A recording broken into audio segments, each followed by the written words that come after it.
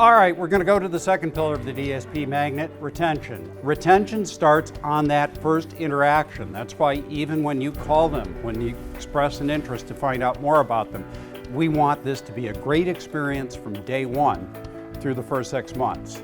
Now, this all came about, we were interviewing some providers and we were talking about recruiting, and one HR director said, look, we love to talk about recruiting, but if turnover is 50 to 80% in some organizations, and I've heard as high as 90%, why aren't we talking more about that?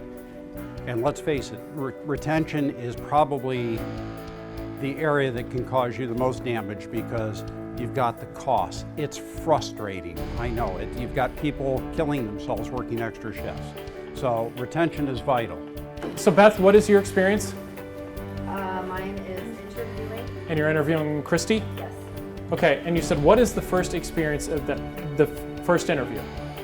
What happens? She did not know who she was meeting. She knew my name, but she didn't know. Yeah, which she talked about, she's feeling good, she shows up, you know, what, coffee shop, right? And I asked, does she know what you look like?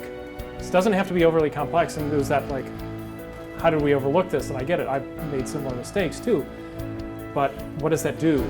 Creates tension, like, am I gonna go up to the wrong person, like, hi, are you Beth? And, oh, no, sorry, didn't mean to bother you. And it's like this, you know, where's Waldo, hide and seek type awkwardness. I want to talk about, though, why it's so important to look at this through the new employee's eyes.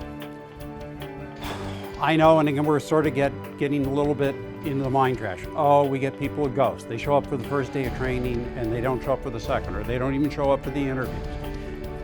So it's got to be the pay, right? People are ghosting on six-figure jobs, according to Forbes magazine. So it is not just you. We hear the DSP crisis, the turnover is 45%. Hey, guess what? For all jobs in the United States, the turnover is 44%. So you're right there with everyone else. And if you think it's, again, just the pay, professional business services, which I guarantee pay a little bit more than the average DSP makes, the turnover rate there is 63%. So again, this is not about money, it's more about the experience. Again, you've kept employees for decades, irregardless of the pay, irregardless of how many ISPs they have to master. It's about the experience. They love this work. So if you can keep everything focused on the employee throughout the experience, this is going to help you with retention immensely. Are you adapting to how they communicate? You're amazing at doing that for the people that you serve every day. Yet I hear so many frontline supervisors, this new generation, they all want to text. I don't want to text. And it's like, wait a minute. Did I just hear you right? You're not willing to adapt to how they want to communicate? And then it's suddenly, well, when you look at it that way. So that's all we're doing here. That's what we're encouraging. Adapt to how people want to communicate today.